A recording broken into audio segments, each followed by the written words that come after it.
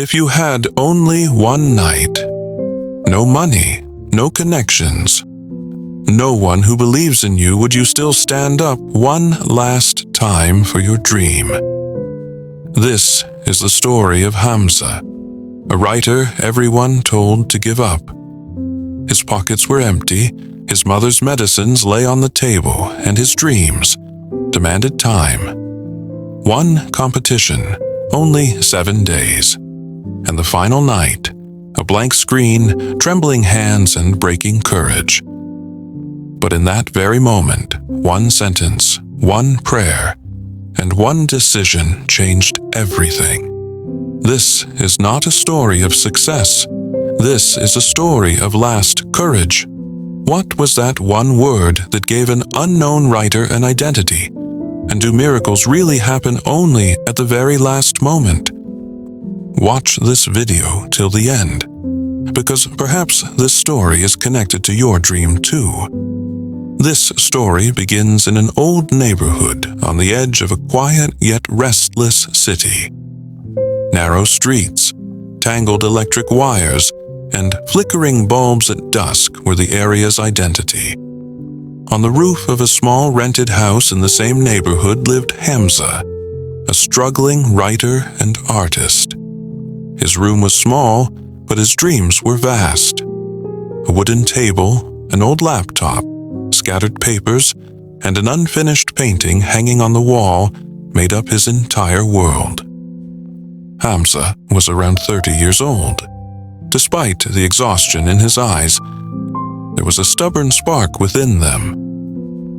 During the day, he worked at a local printing press, and at night, he gave time to his art. The strongest yet quietest presence in his life was his mother, who, after every failure, would say only one thing: time is watching your hard work. Another important character in the story is Salman, Hamza's old friend, a realist who often advised him to think practically, whose words were etched into Hamza's heart. Courage often makes the decision at the last moment. The first glimpse of trouble in Hamza's life appeared very quietly, but its intensity kept growing. All day long, the noise of printing machines echoed in his ears, and at night, when he sat down to write, exhaustion stopped his hands. His eyes stayed fixed on the screen, but the words refused to come from his heart. This was not just physical fatigue. It was the burden of years of neglect. He sent his writings to many literary magazines, but the response was always the same. Thank you, but at this time, we cannot publish it. From some places, there was no reply at all. With every rejection, his confidence weakened. People in the neighborhood began calling him a dreamer with no future, and even his friend Salman would sometimes say, maybe it's time to think of something else. The circumstances at home were not easy either. His mother's medicines, the rent, and daily household expenses had all become a heavy burden on his limited income. Many times he thought about putting down his pen, but every time, some unfinished sentence in his heart held him back. These were the early hardships that were quietly laying the foundation for a much greater test, a test that would demand a final accounting of Hamza's courage. Hamza's struggle was no longer just financial or professional. It had begun to break him emotionally as well. Every failure left behind a new question in his heart. Did he truly possess the talent he believed in? In the stillness of the night, when he sat alone in his room, the unfinished painting hanging on the wall reminded him of his incomplete identity. His mother watched this pain in silence. She wanted her son to succeed. But as a mother, seeing him slowly break was the hardest trial of all.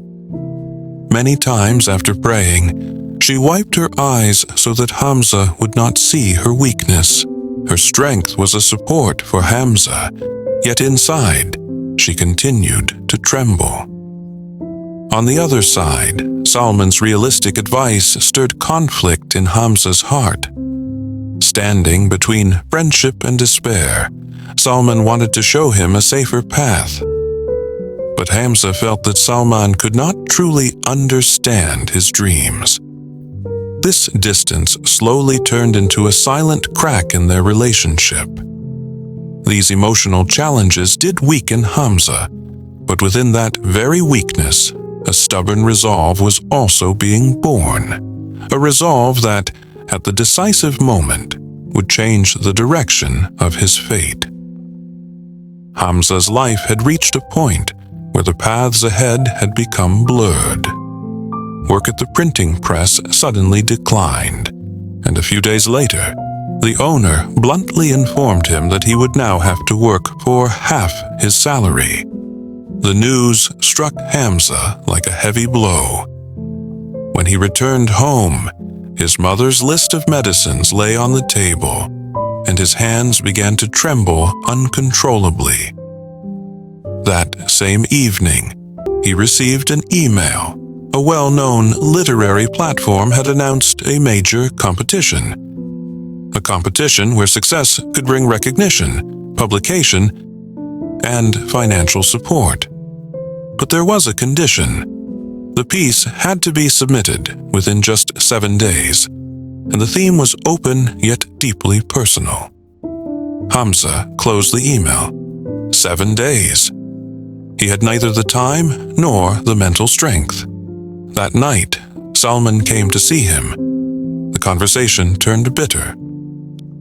Salman said, "These competitions are not for you. Accept reality." The words pierced Hamza's heart like an arrow. For the first time, he thought that maybe everyone was right. The next day, Hamza opened the folder of his unfinished writings, and then closed it again. He stood on the edge of a decision. Either abandon his dreams or risk everything he had. This was the middle crisis, the point where taking one step back was easy.